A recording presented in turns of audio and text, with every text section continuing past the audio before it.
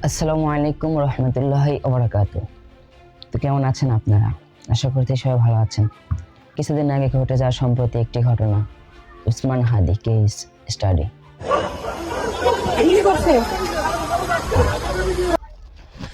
Social মিডিয়াতে অনেক দাবি, অনেক ভুল তথ্য এবং অনেক আবেগময়ী পোস্ট ছড়াচ্ছে।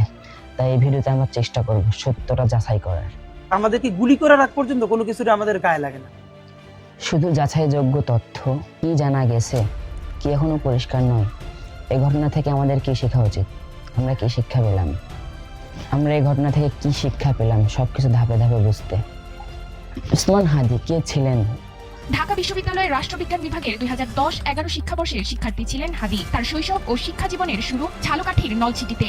বাবা ছিলেন একজন মাদ্রাসা শিক্ষক। নেসারাবাদ কামিল মাদ্রাসায় পড়াশোনার পর তিনি ভর্তি হন ঢাকা বিশ্ববিদ্যালয়ে। সেখান থেকেই তার চিন্তা, ভাষা ও রাজনৈতিক বোধ গড়ে ওঠে। একাডেমিক জীবনের বাইরে হাদি ছিলেন শিক্ষকতা পেশায় যুক্ত। একসময় ইংরেজি শেখার কোচিং সেন্টার সাইফোর্সে শিক্ষকতা করেন। পরে ইউনিভার্সিটি অব স্কলার্স নামে একটি বেসরকারি বিশ্ববিদ্যালয়ে পাঠদান করেন। সহকর্মীদের ভাষ্য অনুযায়ী জুলাই গণ অভ্যুত্থানের আগে তিনি কোনো রাজনৈতিক দলের সঙ্গে সরাসরি যুক্ত ছিলেন না, বরং তিনি সাংস্কৃতিক অঙ্গনে এবং লেখালেখির সঙ্গে যুক্ত ছিলেন।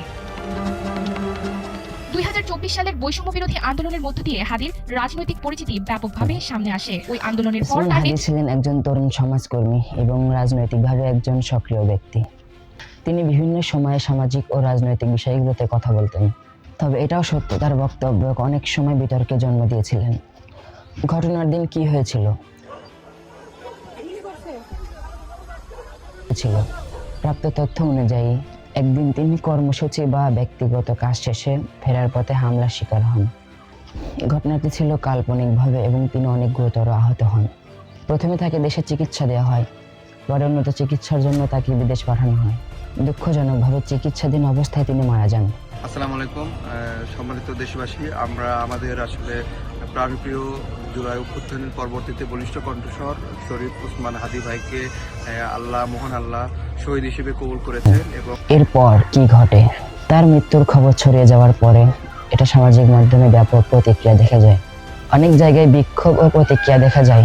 মানুষ প্রশ্ন তোলে, এটা কি পরিকল্পিত ছিল?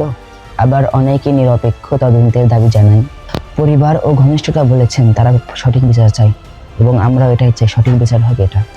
অন্যদিকে সংশ্লিষ্ট কর্তৃপক্ষ জানিয়েছেন হামলার পিছনে আসল উদ্দেশ্য কি ছিল, এটি কি ব্যক্তিগত নাকি রাজনৈতিক, নিরাপত্তা ব্যবস্থা যথাযথ ছিল কিনা, তদন্ত কতটা স্বাভাবিক হচ্ছে, ভবিষ্যতে এমন ঘটনা ঠেকাতে কি করা দরকার।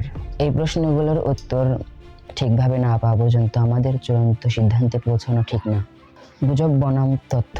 ইন্টারনেটে অনেক গুজব, অনেক তথ্য ঘুরপাক খাচ্ছে, কিন্তু আমাদের উচিত সঠিকটা সঠিকভাবে বোঝার এবং সঠিকটা সঠিকভাবে প্রচার করার।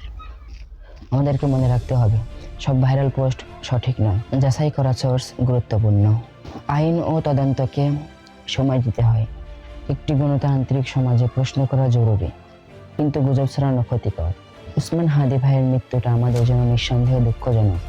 এই ঘটনা আমাদের আবার মনে করিয়ে দেয় একটি সমাজ, নিরাপত্তা, ন্যায় বিচার, মত প্রকাশের স্বাধীনতা, স্বচ্ছ তদন্ত কতটা গুরুত্বপূর্ণ।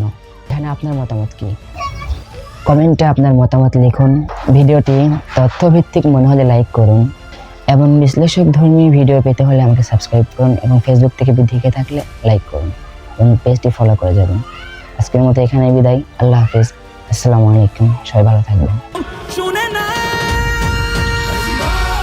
খবরের সূচনা কে করলেন, লাল সবুজের জয় পতাকাটা ধরলেন, ধরলেন মানবতা মানুষের জয়গান, কই মেলে বিপ্লবী করিদের সন্ধান।